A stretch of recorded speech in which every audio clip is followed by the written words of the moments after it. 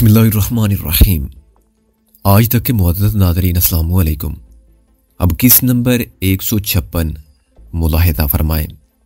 तुम्हारा क्या ख्याल है ग्रीस, क्या इतने लोग वहां जाने के लिए काफ़ी होंगे? शानी ने पूछा।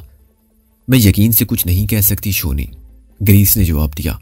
वैसे मेरा अंदाज़ा है कि रास्ते में किसी गांव से कुछ और लोग भी हमारे साथ मिल जाएंगे।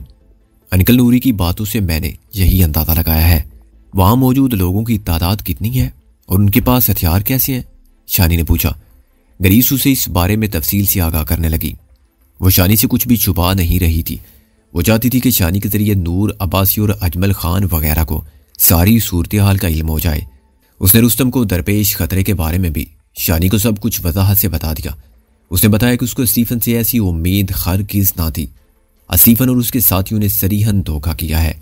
वो रुस्तम को जिस ऑपरेशन से गुजारना चाहते हैं वो बेहद खतरनाक है और सरासर तजरीबाती है।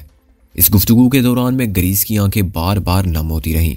उसने अपने शोहर की इरादे से निकलने की तफसील भी शानी को बता दी। इनका सफर बादलों और चांद की आंख मचोली के साथ जारी रहा। कहीं कहीं ने हल्की बारिश का सामना भी करना पड़ता। ग्रीस का क़ियाफा दुरुस्त था। रास्ते में बुलंद पहाड़ों में गिरी हुई एक अलग थलग बस्ती से कमोबेश 20 अफराद इनके साथ शामिल हो गए। उनमें से कई के पास पकी राइफलें थी। अब इस काफिले की तादाद 50 के लगभग हो चुकी थी। ग्रीस टोली के अंदर से गाए बगाए काफिले की रहनुमाई कर रही थी। एक दो जगहों पर इसे कुछ उलझन भी हुई, लेकिन अपनी तेज यादाश्त के सबब वो इस उलझन से निकल गई। सुबह 10 बजे के करीब वो अपनी मंजिल से नज़दीक पहुंच चुके थे। ग्रीस को अपनी दाईं जानिब चीड़ के जंगल से ढका हुआ वो मखरूती पहाड़ नजर आ रहा था, जिसकी दूसरी तरफ बालाई ढलवान पर वो कदीम इमारत वाक़ थी। इस इमारत के आसार नजर आने शुरू नहीं हुए थे। इस इलाके में कहीं कहीं फासले पर पुख्ता और नीम पुख्ता घर मौजूद थे। इन घरों का दरमियानी फासला बहुत ज्यादा था और आदमजाद की सूरत भी बस कहीं कहीं दिखाई देती थी। काफिले का सामना 3 खच्चर बरदारों से हुआ। वो गंदम के तोड़े लेकर नशेबी आबादी की तरफ जा रहे थे। एक खच्चर पर कुछ काठ कबाड़ लदा हुआ था। नूर अब्बासी ने इन खच्चर सवारों से बातचीत की। इस बातचीत के अल्फाज तो शानी के कानों तक नहीं पहुंच रहे थे। तामू से नूर अब्बासी के चेहरे पर हलचल के आसार जरूर नजर आने लगे थे। वो बार बार मखरूती पहाड़ की चोटी की तरफ देख रहा था। 4-5 मिनट की गुफ्तगू के बाद नूर अब्बासी अपने घोड़े की लगाम थामे डोली की तरफ पलटा। शानी ने पर्दा थोड़ा सा सिरकाया और पूछा, चाचा नूरी क्या बात है? चाचा नूरी ने शानी से कहा, दी रानी, मेम जी से पूछो वो घर कितनी दूर है, क्या रुस्तम और नासिर को रखा गया है? शानी ने मुतरज्जम के फराइज अदा करते हुए ग्रीस से पूछा तो उसने बताया कि यहां से फासला 4-5 मील से ज्यादा नहीं। पहाड़ की चोटी पर पहुंचती वो इमारत नजर आ जाएगी। चाचे नूरी ने पूछा, उसकी छतों पर सब्ज रंग है और उसके फाटक पर पत्थर के 2 छोटे शेर बने हुए हैं। ग्रीस ने इस बात में सर हिलाया। उस कोठी को यहाँ के लोग गोरे का बंगला कहते हैं, चाचा नूरी बोला। फिर चाचे ने जरा तवक्कुफ किया और खच्चर बरदारों की तरफ इशारा करते हुए कहा, ये लोग गोरे के बंगले के बारे में एक बड़ी बुरी खबर सुना रहे हैं। क्या मतलब? शानी तड़प उठी। ये कहते हैं कि आज रात पिछले पैर बंगले में आग लग गई थी। आग इतनी जोरदार थी कि उसने सब कुछ जलाकर राख कर दिया है। चाचा इब्राहिम ने दाईं तरफ उंगली उठाई। वो देखो ना तुम भी, चोटी के पीछे से अब भी धुआं उठ रहा है। शानी ने गौर से देखा। धुएं की इन मटियाले मरगोलों को वो पहले बादल समझी थी, लेकिन अब गौर से देखने पर पता चला कि ये बादल नहीं है। इसके जिस्म पर चिंटियां सी रेंगने लगी। गला एकदम खुश्क हो गया। ग्रीस के चेहरे पर भी खरास नजर आने लगा। उसने इंग्लिश में शानी से तफसील पूछी। शानी ने उसे बताया कि चाचा नूरी क्या कह रहा है। जिस दौरान में वो लोग गुफ्तगू कर रहे थे, खच्चर सवार खिसक कर नशेब में उतरते चले गए। अचानक शानी पर इंकशाफ हुआ कि खच्चर पर लदा हुआ काठ कपाड़ आतिश ज़दगी का शिकार होने वाली इमारत से निकाला गया है। इस इंतहाई तशवीशनाक खबर के मिलते ही काफिले की रफ्तार एकदम तेज हो गई। इन सब के ज़हनों में अनजाने खदशे खलबली मचाने लगे। जूं जूं वो आगे बढ़ते गए, धुएं के आसार वाज़ेह होते गए।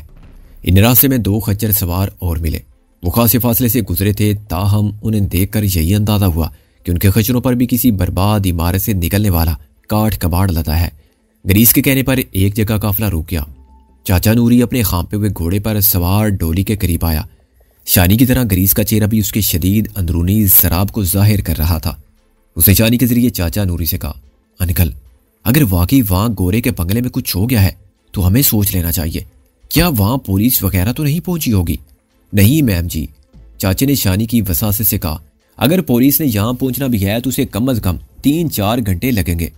तो फिर ठीक है, जल्दी चलो, शानी रो देने वाले अंदाज में बोली। काफिला एक बार फिर चोटी की तरफ बढ़ा। अब उन्हें हवा में धुएं की घुटन और जले हुए गोश्त की बू भी महसूस हो रही थी। जल्दी वो उस मुकाम पर पहुंच गए जहां से सब कुछ नजर आ सकता था। एक लर्जा खेज मंदिर था। शानी की निगाहें धुंधलाने लगी। इनके सामने एक कोयला बनी इमारत की बाकियात थी।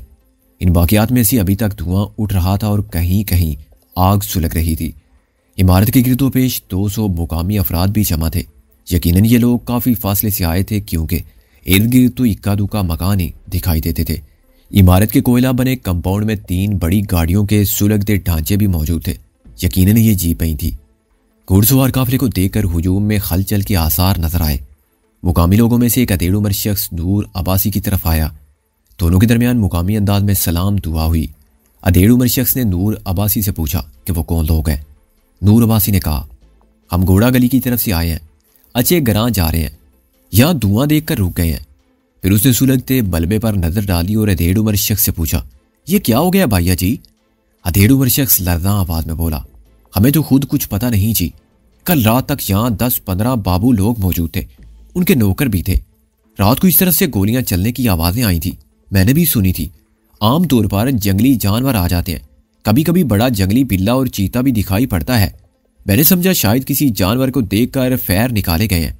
सुबह सवेरे सबसे पहले यहाँ मैं ही नमाज के लिए उठता हूँ। मेरा घर वो चश्मे के किनारे पर लंबी छत वाला। मैं उठा तो लाल लाल रोशनी नजर आई। मैं जल्दी से बाहर आ गया। गोरे का बंगला चल रहा था, सारा आसमान लाल हो गया था। इतने में मेरा हमसाया लाला फ्याज भी जा गया। उसने आग देकर रोड़ा मचा दिया। कई और लोग भी घरों से निकल आए। हम दौड़ते हुए यहाँ पहुंच गए, पर हमारे कुछ करने के लिए कुछ बचा ही नहीं था। पूरा बंगला धड़ाधड़ जल रहा था। अंदर कोई खलजुल की कोई आवाज तक नहीं आ रही थी। किसी ने देखा नहीं कि यहाँ क्या हुआ है? अजमल खान ने पूछा। कुछ पता नहीं जी। अधेड़ उमर ने तासिफ से हाथ मले। यहाँ बहुत थोड़ी आबादी है ना, वैसे भी हम लोग जल्दी सो जाने की आदि हैं। किसी को कुछ पता नहीं कि रात को यहाँ कौन आ गया। अब तो पुलिस ही आएगी और वही खोज खुरा ढूंढेगी। खूब पुलिस कब आएगी? अजमल खान ने पूछा। हमने एक बंदे को इतला देकर भेजा है, लेकिन बारिशों की वजह से रास्ते खराब है ना। 1-2 जगह तो रास्ता बिल्कुल बंद है। मुझे नहीं लगता कि पुलिस रात से पहले यहाँ पहुंच पाए। इतने में वो शख्स भी आगे बढ़ आया जिसका नाम अधेड़ उम्र शख्स ने लाला फ्याज यानी फ्याज बताया था। उसकी उम्र भी 45-50 से कम नहीं थी। उसके हाथ से थे। अंदाजा होता था कि कुछ देर पहले वो मलबे से काम की अशिया ढूंढता रहा है। उसने कहा, यहाँ बंगले में पता नहीं क्या हो रहा था। बुरे कामों का अंजाम तो बुरा ही होता है ना। यहाँ अंग्रेज शराब पीते थे और डांस करते थे। 1-2 बुढ़े खोसट बंदे भी यहाँ जवान लड़कियों के साथ घूमते फिरते नजर आते थे। हम गरीब लोग हैं, उनको कुछ कह नहीं सकते थे। रात को मेरी आंख 2:30 बजे खुली। उस वक्त बंगले के कुत्ते बहुत शोर मचा रहे थे। आले दुआले के 2-3 घरों में भी रखवाले कुत्तों का शोर था। उसके बाद कुछ फैर भी हुए थे, लेकिन तब तक आग नहीं लगी थी, नहीं तो आग की रोशनी हम को नजर आ जाती। अजमल खान ने कहा, लाला जी आपका क्या ख्याल है, यह आग कैसे लगा है और बंगले वालों में से कोई जिंदा बचा है या नहीं? हमारी समझ में तो कुछ नहीं आता जी, पर लगता है कुछ बंदे जरूर जिंदा बचे हैं।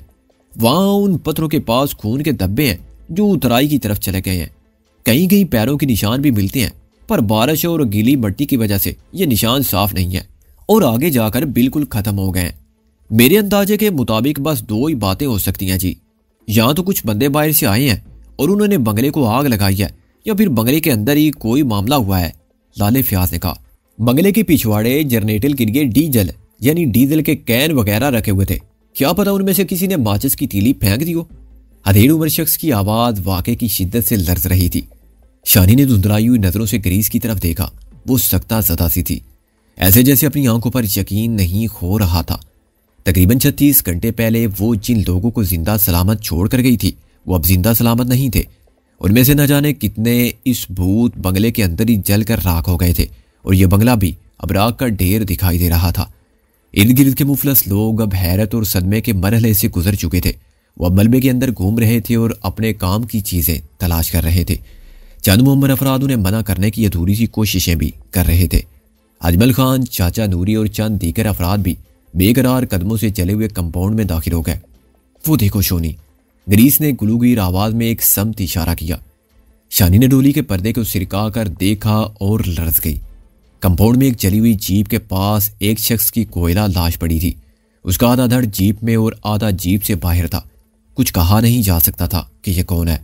शायद ये भी ठीक से अंदाजा नहीं लगाया जा सकता था कि वो मर्द है या औरत। उसके मुकामी या गैर मुकामी होने का तयन तो किया ही नहीं जा सकता था। हाँ, रुस्तम कहाँ होगा? शानी के सीने से यह सवाल दर्दनाक चीख की तरह उभरा। शानी को लगा जैसे वो एक बार फिर बड़े डेरे पर अंदोनाक सूरत हाल से दो चार हो गई है। चादरों से ढकी हुई लाशों की कितार देख रही है और दहशत ज़दा होकर सोच रही है कि खुदा ना करे कि इनमें से कोई लाश रुस्तम की हो।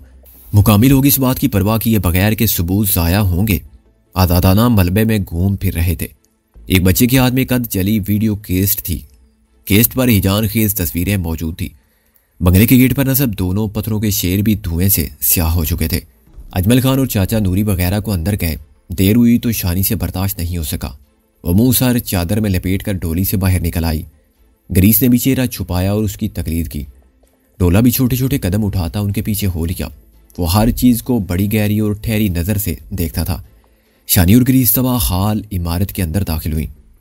1 घंटा पहले होने वाली बारिश के सबब मलबा तेजी से ठंडा होना शुरू हो गया था। शानी ने अपना दिल खड़ा कर लिया। इसे अंदाजा था कि यहाँ दर्दनाक मनाजर देखने को मिलेंगे। इसके दिल की गहराई से रुस्तम के लिए दुआएं निकल रही थी और साथ साथ नासर और शरीफ के लिए भी। खुदा से दुआ करो ग्रीस, वो तीनों यहाँ से निकल जाने वालों में शामिल हो। शानी रुआनसी सरगोशी में बोली। तुम भी करो, ग्रीस ने कहा। वो मलबे के दरमियान घूमने लगी। एक बड़े कमरे में वर्जिश की मशीनों के पास 3 जली लाशें पड़ी हुई थी। सोख्ता गोश्त की बू से दिमाग फटा जा रहा था। इन लाशों के गिर्द कई अफराद जमा थे। इन 3 लाशों में से एक लाश के बाजू और आस्तीन का कुछ हिस्सा इत्तफाकिया तौर पर सलामत रह गया था। इस हिस्से से अंदाजा होता था कि ये एक सेहतमंद सफ़ेद फार्म औरत की लाश है। इसके सिवा कुछ अंदाजा लगाना भी मुश्किल था। शानी ने बेसाख्ता बाकी दोनों कोयला बनी हुई लाशों की टांगें देखी। ये दोनों अफराद सलामत टांगों वाले थे। इसका मतलब था कि खुदा न खासा इनमें कोई रुस्तम नहीं है। हथेली उम्र मुकामी शख्स का नाम अफजाल खान था। दोनों नौजवानों ने जली हुई दस्ती घड़ियां, एक तबाह हाल पिस्टल और तलाई चूड़ियों की एक जोड़ी अफजाल खान के सुपुर्द की। यकीनन ये चीज़ें नौजवानों को मलबे से मिली थी और वो इन्हें अमानतन अफजाल खान के सुपुर्द कर रहे थे। अगले आध घंटे में शानी और ग्रीस दिल कड़ा करके इस इमारत के तकरीबन हर हिस्से में घूम गई। इस इमारत की तामीर में लकड़ी कसरत से इस्तेमाल की गई थी। यहाँ लगने वाली आग भी शदीद तरीन थी। नतीजा ये निकला था कि यह सब कुछ नाकाबिले शिनाख्त होकर रह गया था। इमारत में कमोबेश 7 लाशें बिखरी हुई थी और ये सब लोग जलकर कोयला हो गए थे। फ़कत एक लाश के सिवा ये अंदाज़ा लगाना भी दुश्वार था कि इनमें मर्द कितने हैं और औरतें कितनी हैं। शानी भी हद दहशत ज़दा नज़रों से इन लाशों को तकती रही थी। इसका दिल गवाही दे रहा था कि इनमें खुदा न खास्ता वो शख्स मौजूद नहीं जिसकी दीद इसकी दुनिया को अंधेरा कर सकती है। रुस्तम की माजूरी एक अहम शहादत बन गई थी। इन लाशों में कोई माजूर लाश नहीं थी, लेकिन नासर और शरीफ की तरफ से वो अब भी उसी तरह परेशान थी। ग्रीस, मुझे लगता है यहाँ कुछ लोग जबरदस्ती घुसे हैं। उन्होंने तोड़ फोड़ की है। ये सामने खिड़कियों को देखो, इनके शीशे किस तरह टूटे हुए हैं। और ये दाईं तरफ देखो, ग्रीस ने कहा। यह जगह ऑपरेशन थिएटर की तरह थी। यही रुस्तम का ऑपरेशन होना था। सब कुछ जल गया है, लेकिन अंदाजा होता है कि जलने से पहले ये टूटा फूटा भी है। अचानक शानी को राख में कोई शय दिखाई दी और वह चौंक गई। इसने जूते की मदद से धीम गर्म राख को उठाया। राख के अंदर से लोहे का एक वजनी टुकड़ा मिला, मगर यह टुकड़ा नहीं था, बल्कि यह किसी कुल्हाड़ी का फल था। शानी के सीने में लहर सी दौड़ गई। इसका ध्यान फौरन 5-6 दिन पहले के सनसनीखेज वाक़े की तरफ चला गया, जब कुछ जुनूनी लोग रॉकेट में चाचा इब्राहिम के घर घुस आए थे। क्या यहाँ भी कुछ ऐसी जुनूनी लोगों ने तबाही मचाई है? यह सवाल एक मेघ की तरह शानी के जहन में गड़ गया। चाचा नूरी शानी के करीब आया और बोला, दिए, हमें यहाँ ज्यादा देर रुकना नहीं चाहिए। चलो अब चलें यहाँ से। लेकिन चाचा, अम क्या मुंह लेकर वापस जाएगा? अजमल खान कर्ब से कहने लगा। हमको रुस्तम भाई और नासिर भाई का थोड़ा बहुत खोज खुरा तो मिलना चाहिए ना। चाचा नूरी बोला, मुझे पक्का पक्का यकीन है कि बहुत से लोग इस बंगले से निकल कर गए हैं। इंशाअल्लाह रुस्तम, नासिर और शरीफ भी उनमें शामिल होंगे। मुझे तो ऐसा लगता है कि यहाँ मरने वाले ज्यादातर अंग्रेज ही हैं। लाला फयाज नाम का ये बंदा किसी खुरे की बात भी तो कर रहा है चाचा, शानी ने कहा। यह बता रहा था कि खून के धब्बे और पाँव के निशान है जो उतराई की तरफ गए हैं। चलो आओ हम देखते हैं वो कैसे निशान है, नूरी ने कहा। तेज बू में अपने चेहरे डांपे हुए वो दोनों बाहर निकल आईं। अजमल खान ने उनसे कहा, शानी बहन, सब लोग आपकी तरफ देख रहा है। बेहतर है कि आप डोली में बैठे, हम जाकर देखते हैं कि वो खून का डब्बा कैसा है और किस तरफ को जाता है। शानी और ग्रीस ने अजमल खान की बात मान ली और दोबारा डोली में जा बैठी। अजमल खान, नूरी, डोला और दीगर अफराद दरख्तों की तरफ निकल गए। इर्द गिर्द मौजूद हर शख्स का चेहरा एक सवालिया निशान था और किसी हद तक पुलिस की आमद और पूछगछ का खौफ भी चेहरों पर झलक रहा था। एक अंदोनाक वाकया हुआ था और अभी तक इसका कोई सारे पैर समझ नहीं आ रहा था। ये क्या हुआ ग्रीस, मुझे कुछ बताओ, मेरा दिमाग फट जाएगा। मेरी कैफियत भी तुमसे मुख्तलिफ नहीं है शोनी। कहीं ऐसा तो नहीं है ग्रीस के तुम्हारे यहां से निकल जाने के बाद तुम्हारे शो और उसके साथियों ने जानबूझकर ये आग लगा दी हो ताकि सबूत वगैरह मिट जाए, उसके बाद वो सब यहां से निकल गए हो? इस इम्कान को रद्द तो नहीं किया जा सकता शोनी, लेकिन यहां जो लाशें पड़ी हैं ये किस खाने में फिट होंगी? ये किन लोगों को मारा या जलाया गया है? कहीं यहां मौजूद लोग किसी वजह से आपस में तो नहीं लड़े हैं? मैं इस तरह नहीं सोच सकती, ग्रीस ने कहा। यहां कोई ऐसी वजह नहीं थी जिसके सबब ऐसा खून खराबा होता, या फिर कुछ लोगों ने बंगले वालों की गलत हरकतों की वजह से ऐसी कार्रवाई कर डाली हो। ग्रीस ने एक बार फिर नफी में सर हिलाया। मैं नहीं समझती कि इर्द गिर्द मौजूद लोगों में से कोई इतना बड़ा कदम उठा सकता है। शानी और ग्रीस ने 15-20 मिनट तक पुरंदेश गुफ्तगू की। इस दौरान में नूर अब्बासी, अजमल खान वगैरह वापस आ गए। अजमल खान ने कहा, खून का बहुत सा डब्बा दरख्तों में नजर आता है, इसके अलावा कदमों का निशान भी कहीं कहीं मिलता है। लगता है कि ये 2-3 दर्जन के करीब लोग थे। ये 2-3 टोलियों की शक्ल में यहां से निकले हैं। थोड़ा आगे जाकर बहुत ज्यादा घास वाला इलाका शुरू हो गया है, वहां पर निशान बिल्कुल खत्म हो गए हैं। हमारा ख्याल है कि अगर मजीद बारिश ना हो तो इन निशानों को ढूंढने का कोशिश किया जा सकता है। अजमल खान के लहजे में एक तजर्बाकार खवालदार बोल रहा था। डोला बड़े ध्यान से इर्द गिर्द की घास को देख रहा था। क्या बात है डोले, शानी ने पूछा। वो कुछ देर झिझकता रहा, फिर बोला, बाजी जी, यहाँ आपको कुछ निशान नजर आ रहे हैं? ये देखें, ये घास पर पांव के निशान है। ये काफी लंबा और पतला पांव है। शानी और ग्रीस ने ध्यान से देखा, उन्हें कोई वाज़ेह निशान दिखाई नहीं दिया, बस 2-4 जगह से घास दबी दबी लगती थी। डोले ने अजमल खान को अपने साथ नीचे बिठाया और खास जाविये से निशान दिखाने की कोशिश की। कुछ देर बाद अजमल खान के चेहरे पर ताइदी तासरात उभरे। उसने तारीफी नजरों से कोता कद डोले की तरफ देखा। हाँ, एक लंबे पांव का निशान है। ऐसी निशान मैंने नीचे ढलवान पर भी 2-4 जगह देखे हैं। पांव का निशान आम पांव से काफी लंबा है, डोले ने कहा। उसका अंदाजा सुराग रसानों जैसा था। नूर अब्बासी, डोला और अजमल खान एक बार फिर इधर उधर घूमने लगे।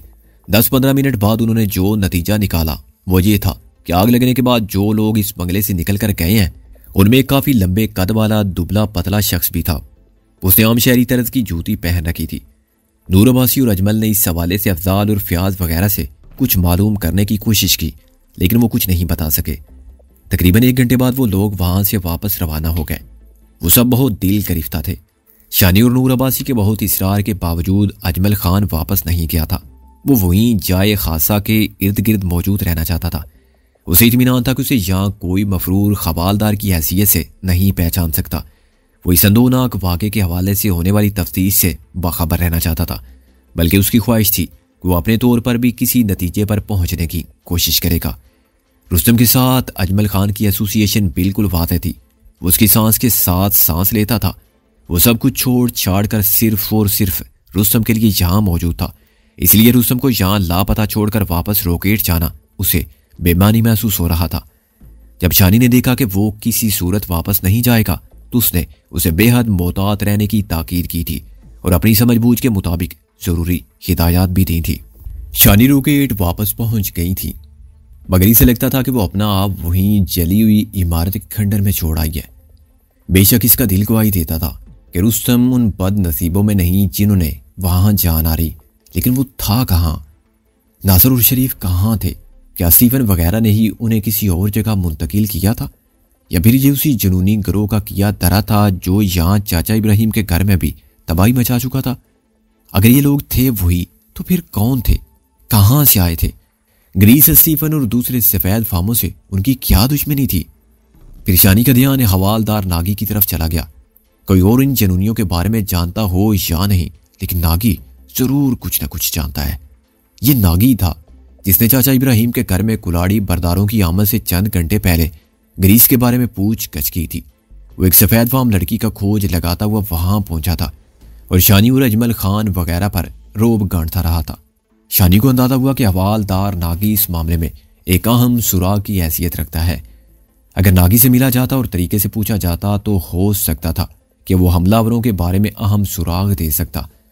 बहरहाल फिल वक्त तो वो अजमल खान की वापसी का इंतजार करने के सिवा कुछ नहीं कर सकते थे। चाचा नूरी ने शानी और ग्रीस को हर तरह से तसल्ली दी। उसने कहा था कि वो अपने तौर पर भी हालात से बाखबर रहेगा और मुमकिन है कि 1-2 दिन में वहां का एक चक्कर मजीद लगाए। रोकेट बस्ती की संस्थे बसते घर में एकदम दुख की झलकार हो गई थी। तमाम मुस्कुराहटें अंदेशों के तारीक बादलों में छुप कर रह गई थी। चाचा इब्राहिम और बेजी के लिए नासर और रुस्तम की गुमशुदगी का दुख नाकाबिले बयान था। कुछ यही कैफियत शानी की भी थी। बेजी पहले भी अंग्रेजनी यानी ग्रीस की तरफ से बदगुमान थी और अब यह बदगुमानी मजीद बढ़ गई थी। ग्रीस भी नासर, रुस्तम और शरीफ के लिए अजहद परेशान थी। इसके अलावा उसे अपने शोहर की धोखाधही का गम भी खाए जा रहा था। वो बार बार यही फिक्रा दोहराती थी, ये सब मेरा किया तरह है। काश मैं रुस्तम को लेकर स्टीफन के पास ना जाती। स्टीफी यानी स्टीफन के लिए उसके सीने में आग भड़क रही थी। उन दोनों ने मियाँ बीवी की हैसियत से कई बरस इकट्ठे गुजारे थे, मगर पिछले 2-4 दिन में ग्रीस ने शोर का जो रूप देखा था वो तो इसके वहमो गुमा में भी ना था। ऑपरेशन के हवाले से शदीद तलख कलामी के बाद स्टीफन ने उसे घसीट कर बेडरूम में बंद कर दिया था और बाद अज़ां इसके कपड़े फाड़े थे और इसे बुरी तरह पीटा था। यह कशीदगी और नफरत पता नहीं कब से चुपके चुपके मियाँ बीवी के दरमियान पल रही थी। एक वाक़े की सबब ये एकदम चिंगारी सी शोला बनी थी और इन दोनों के अज़दवाजी ताल्लुक को जला कर राख कर गई थी। अब ग्रीस को अपने शोहर की इतनी फिक्र नहीं थी जितनी रुस्तम और नासर की थी। वो खुद को इस नागहानी मुसीबत का जिम्मेदार समझ रही थी। इसे पछतावा भी था कि वो रुस्तम के ऑपरेशन के हवाले से अपने बाज फिल्प और शोहर स्टीफन की बातों में आई और इसरार करके रुस्तम को यहाँ से ले गई। 3-4 दिन इसी तरह गुजर गए। अजमल खान वापस आया और ना ही बस्ती के बाहर के हालात के बारे में कुछ इल्म हुआ। सिर्फ चाचा नूरी से इतना पता चला कि गोरे के बंगले में लगने वाली आग, उसकी खबर पूरे इलाके में फैल गई है। वहाँ होने वाली अमवात के चर्चे भी आम है और कई लोग इस वाक़े को बहुत बढ़ा चढ़ा कर बयान कर रहे थे। वो मरने वालों की तादाद 30-40 बता रहे थे और कुछ बता रहे थे कि बंगले पर डाकुओं के एक बड़े गिरोह ने बाकायदा हमला किया था और अंग्रेज़ों को कत्ल करने के अलावा उनकी साथी औरतों को उठाकर भी ले गए थे। कुछ कमज़ोर अकीदे के लोग इस संदोनाक वाक़े का नाता हवाई चीज़ों से भी जोड़ रहे थे। एक रात शानी और ग्रीस ने देर तक मशवरा किया। ग्रीस ने कहा, अगर किसी तरह उस सवालदार नागी से राब्ता हो सके तो मामले का सिरा हाथ आ सकता है, लेकिन राब्ता हो कैसे? हम दोनों तो उसे ढूंढने से रही।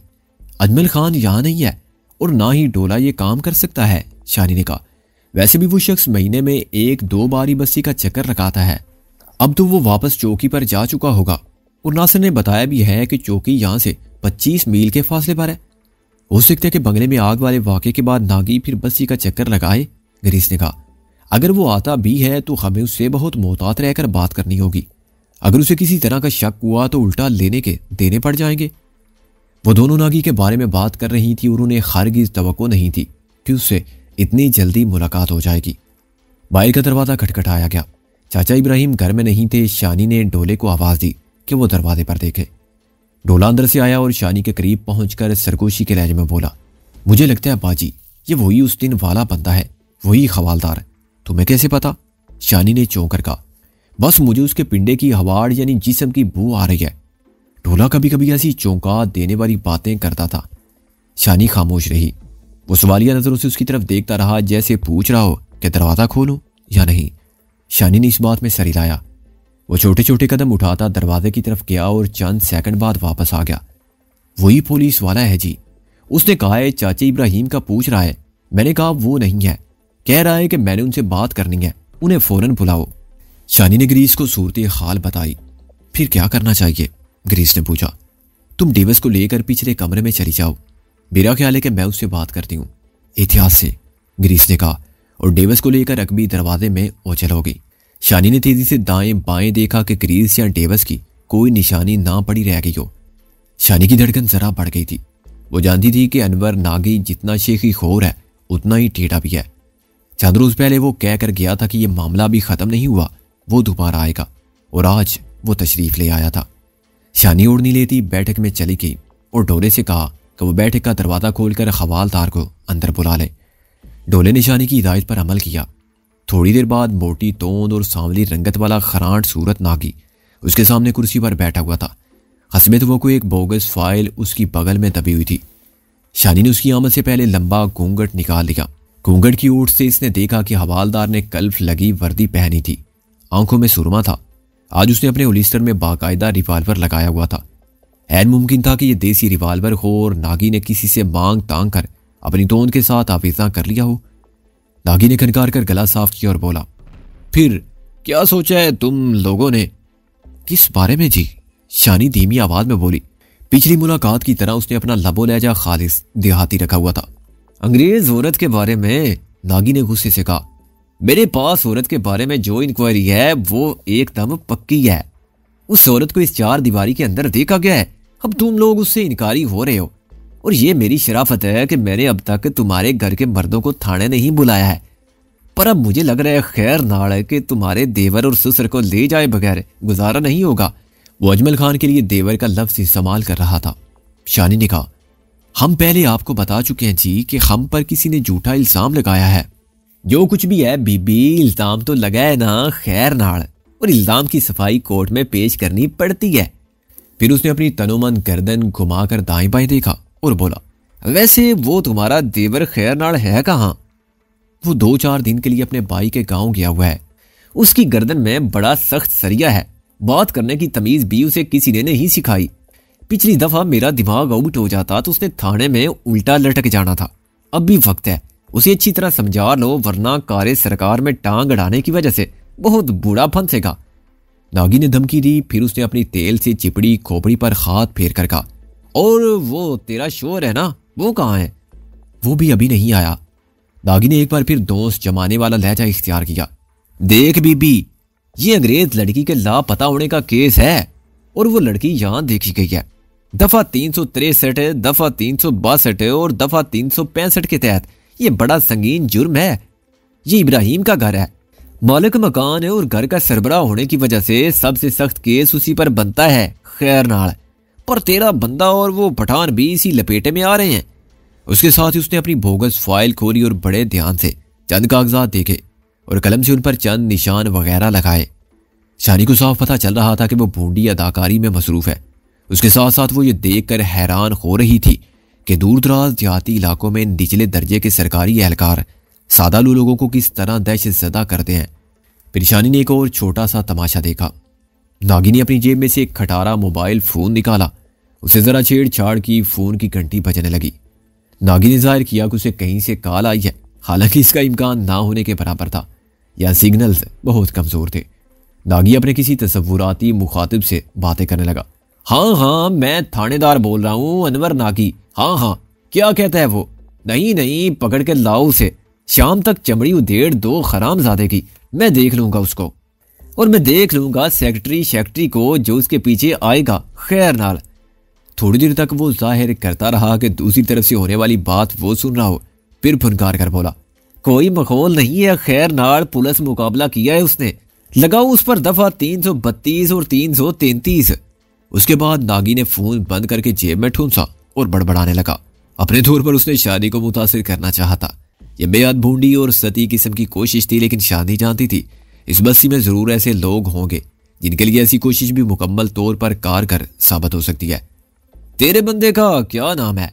नागी ने थोड़ी देर बाद पूछा। असलम। उसको 1-2 दिन में पेश होना पड़ेगा, बड़े साहब का हुक्म है खैर नाल। शानी ने अपनी खामोशी से जाहिर किया कि वो बुरी तरह घबरा गई है। तेरा अपना नाम क्या है? नागी ने दूसरा सवाल किया। मुख्तारा। शानी ने पहले से सोचा हुआ नाम बताया।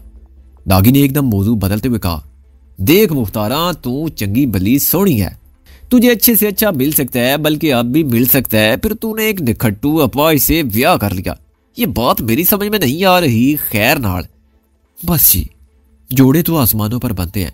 वो पुरानी बात थी मुख्तारा बीबी, अब तो जोड़े मोबाइल फोन पर बनते हैं और शादी हालों में बनते हैं जहां सब कुड़ियां मुंडे लिशक कर आते हैं। वैसे मैं तुझे एक बात बता दूं, अगर इब्राहिम ने तेरे जैसी कुड़ी का ब्याह असलम जैसे बंदे से कराया है तो उसने जरूर कोई फायदा लिया होगा। मेरी बात का बुरा ना मानना, क्या पता इब्राहिम ने इस लंगड़े से, मेरा मतलब है तुम्हारे माजूर बंदे से, कोई रकम शकम ली हो। इस दुनिया में सब कुछ चलता है ना खैर नाल। तेरे आगे पीछे तो कोई है नहीं। तेरी जैसी लावारिस कुड़ियां लोगों के लिए हलवा होती हैं। लोग ऐसा हलवा खुद खा लेते हैं और जो शुगर की वजह से खुद नहीं खा सकते रकम लेकर दूसरों को खिला देते हैं। शानी बस सुनकारा भरकर रह गई। नागी की थोड़ी हौसला अफजाई हुई। शानी की तरफ वो झुकते हुए बोला, मेरा दिल कहता है तेरे साथ ज्यादती हुई है। तुझे शामलाट जमीन समझकर तुझ पर कब्जा जमाया गया है। मैं फिर कहता हूँ तेरी जैसी कुड़ी को अच्छे से अच्छा मिल सकता था, बल्कि अब भी मिल सकता है, बिल्कुल मिल सकता है। शानी ने घूंघट की ओर से देखा। आपने थोड़ी देर पहले कहा कि मैं बड़ी सोनी कुड़ी हूं, तो क्या आपने मुझे देखा है? हाँ नहीं, मेरा मतलब है। दरअसल वो गड़बड़ा कर चुप हो गया। शानी ने घूंघट की ओर से उसे देखा। कुछ देर बाद उसने सिगरेट का कश लिया और जरा संभल कर बोला, अगर सच पूछती हो मुख्तारा तो मैंने तुमको देखा है, खैर नाल। कब? कुछ दिन पहले, जब तुम कोठे पर कपड़े सूखने के लिए डाल रही थी। वो तेरा काका भी तेरे साथ था। दरअसल मैं उस वक्त हाजी सादिक खान के घर पर था। हाजी सादिक ने मुझे बताया कि तू इब्राहिम के घर में रह रही है और इब्राहिम के भतीजे के यार से तेरी शादी हुई है। शानी महसूस कर रही थी कि नागी के लहजे में लगावट आती जा रही है। वो तफ्तीश के मौजू से हटकर इधर उधर की बातें करने लगा। उसकी बातों का लुबे रुबाब ये था कि इस नागी का शुमार बैक में पुलिस के गिने चुने अफसरों में होता है। वो दुश्मन का दुश्मन और यारों का यार है। उसकी पहली बीवी 2 बच्चों के साथ मैके में बैठी हुई है और वो अनकरीब उसे तलाक देने वाला है। उसका अपना मकान है, पैसे की कोई कमी नहीं, बल्कि उसकी समझ में नहीं आता कि अपनी खाक हलाल कमाई को कहाँ और कैसे खर्च करे। ये उसकी मेहरबानी है कि ज्यादा हाथ पांव नहीं फैलाता, वरना अगर वो चाहे तो इस्लामाबाद जाकर वज़ीर आज़म हाउस तक खरीद सकता है। उसके बाद वो बराह रास्त शानी की तारीफें करने लगा और उसे ये समझाने की कोशिश करने लगा कि चाचे इब्राहिम ने जो निखट्टू बेकार शोहर उसके पल्ले बांधा है वो किसी तौर उसके काबिल नहीं है। ऐसे बंदे को तो उसका नौकर भी नहीं होना चाहिए।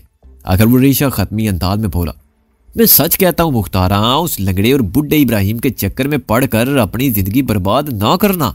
तुझे चंगे से चंगा मालदार और हैसियत वाला खामद मिल सकता है। बस ये जो हो गया ठीक ही है।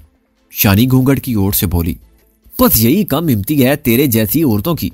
बेवकूफ है, थोड़ी सी हिम्मत कर, अपने आसे पासे देख। हो सकता है कि तेरे आसे पासे ही कोई खाता पीता बंदा तेरा हाथ पकड़ने को तैयार हो। खैर नाल। नागी ने राजदारी से कहा। उसका लहजा बेतकल्लुफ होता जा रहा था। शानी खामोश रही।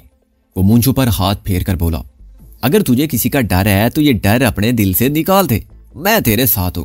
इब्राहिम और नूरी जैसे बंदे मेरे खब्बे हाथ की मार हैं। मैं सच कहता हूं, तू बड़े घाटे में जा रही है। तेरे वाली वारस होते खैर नाल तो तुझे कभी असलम जैसे बंदे के पल्ले ना बंधने देते। अगर मेरे दिल की बात पूछती है ना तो तू रज के सोनी है। तेरे अंदर एक खास तरह की कशिश है, तू किसी को भी लूट पोट कर सकती है। वो जैसे रवानी में बोलता चला गया, फिर जरा संभल कर कहने लगा, खैर बातों बातों में बात दूर निकल गई। मैं इब्राहिम और तेरे देवर वगैरह से अंग्रेज कुड़ी की बात करने आया था। ये फौजदारी मामला दिन ब दिन बिगड़ता चला जा रहा है। बड़े थानेदार साहब एकदम गुस्से में है। वो तेरे देवर और बंदे को थाने बुलाना चाहते हैं और शायद तेरे सोरे सुसर को भी। अगर दरमियान में मैं ना होता ना तो वो कब के ऐसा कर भी चुके होते। क्या करूं, ये मेरा पिंड है। खैर नाल, मैं अपने पिंड वालों की साइड ना लूं तो और कौन लेगा। वो कदरे संजीदा लहजे में बोला। शानी ने कहा, मेरी समझ में ये बात नहीं आती थानेदार जी कि हमारे ऊपर अंग्रेज कुड़ी वाला झूठा इल्जाम लगाया किसने है। इस बात का तो तुमको पता होना चाहिए। खैर नाल, हो सकता है कि ये तुम लोगों का कोई वैरी हो। मैंने तो उसको पहली बार देखा था, मुझको साथ वाले गांव में 2 सेरा मिला था। हुलिया क्या था? हुलिया क्या होना था, बस लम ढींग था। मुझे तो लगता था 7 फुट से कुछ ही कद कम होगा और बिल्कुल दुबला पतला कान्ने की तरह। कौन हो सकता है जी? हम तो किसी ऐसे बंदे को नहीं जानते। शानी ने घूंघट के पीछे से कहा, फिर जरा तवक्कुफ से बोली, उसकी बातों से क्या पता चलता था इसी इलाके का था या किसी और जगह का? और वो कहता क्या था आपसे? बातों से तो थोड़ा बहुत पढ़ा लिखा लगता था। शलवार कमीज में था। उम्र भी ज्यादा नहीं थी, 22-24 साल रही होगी। खैर नाल, मेरा अंदाजा है कि वो गिलगित और स्कर्दू वगैरह की तरफ रहने वाला है। उसने मुझे बताया कि 2-3 हफ्ते पहले कागान साइड से एक टूरिस्ट जोड़ा यहाँ गायब हुआ है। उनका खोज खुराद नहीं मिल रहा है। सारे इलाके में उनको ढूंढा जा रहा है। ये लम ढींग भी उन ढूंढने वालों में शामिल था। इससे ज्यादा उसने मुझे कुछ नहीं बताया। उसने हम पर शक क्यों किया? शानी ने पूछा। इस बारे में भी उसने ज्यादा तफसील नहीं बताई। उसने कहा है कि उसे कहीं से इतला मिली है कैसी इतला? यही के रोकेट के रिहायशी मियाँ इब्राहिम के घर में कोई अंग्रेज कुड़ी देखी गई है। उसने मेरी मिन्नत की कि मैं इस बारे में पता करके बताऊं। नागी मिन्नत की बात कर रहा था, लेकिन शानी को पूरा यकीन था कि नागी ने उस नामालूम शख्स से रिश्वत वसूल की होगी। वो उन लोगों में से था जो लालच के बगैर एक कदम भी आगे नहीं बढ़ाते। उस बंदे से दोबारा मुलाकात हुई है? शानी ने दरियाफ्त किया। हाँ हाँ, नागी ने अपना गड़ा सा सर हिलाया। उसके अंदाज से शानी फौरन महसूस कर चुकी थी कि वो झूठ बोल रहा है और शानी को बताना चाह रहा है कि वो मुद्दई अपनी जगह मौजूद है और उसने मामले को उठा कर रखा हुआ है। चलने में कमरे में खामोशी रही। शानी जानती थी कि ग्रीस आस पास ही मौजूद है और अंदर की सूरती हाल से बेखबर नहीं है। नागी ने खनकार कर गला साफ किया और बेतकल्लुफ अंदाज में बोला, चल छड़ इन बातों को मुख्तारा, मैं संभाल लूंगा सब कुछ। तू मुझे चंगी कुड़ी लगी है। तुझे किसी तरह का कोई भी मसला हो तो मुझे बता। वैसे भी मैं तो आता जाता रहूंगा। कानूनी कार्रवाई तो पूरी करनी है ना। तेरे इस मुंह फट देवर और बंदे से भी मुलाकात करनी पड़ेगी। खैर नाल, इनके बयान शियान है, कलम बंद होने हैं। फिर उसने जरा तवक्कुफ किया और शानी की तरफ झुकते हुए राजदारी से बोला, वैसे मेरा तो तुझे मशवरा है कि अपने निकट्टू बंदे से पीछा छुड़ा ले। ख्वाह मुखा अपनी जवानी बर्बाद ना कर। ये जो मुर्गी खाने के पीछे पड़े हुए ना तेरा बंदा और देवर, तो इसमें इनको कुछ हाथ आने वाला नहीं है। तुझे भूखा मार देंगे ये लोग, नागी ने समझाने वाले अंदाज में कहा। शानी घूंघट के पीछे खामोश रही। वो नागी पर यही जाहिर कर रही थी कि उसकी बातें तवज्जो और संजीदगी से सुन रही है। नागी ने अपनी अफसरी का माहौल बरकरार रखने के लिए एक बार खुद ही बटन दबाकर अपने खटारा मोबाइल फोन की रिंगटोन चलाई। हकमाना अंदाज में स्क्रीन पर निगाह दौड़ाई और बड़बड़ा कर फोन बंद कर दिया। एक तो ये साइल चैन से नहीं बैठने देते और ये कौंसलर, पता नहीं इनमें कैसे कैसे छाबड़ है, फरोश भी कौंसलर बन गए हैं। चंद सेकंड बाद उसने मूंछों को ताव देकर अपना मूड दुरुस्त किया। उसकी राल टपकाती नजरें शानी के सरापे पर लगी थी। अपने बोगस कागजात को बोगस फाइल में वापस रखते हुए वो उठ खड़ा हुआ। अच्छा, मैं 3-4 दिन तक फिर आऊंगा। तेरे ससुर से भी 1-2 बातें पूछनी है। शानी ने इस बात में सर हिलाया। अपनी टोपी सर पर रखकर वो दरवाजे की तरफ चला गया। ताहम दरवाजा खोलने से पहले वो एक बार फिर शानी की तरफ मुड़ा और इसके पास आकर राजदाराना लहजे में बोला,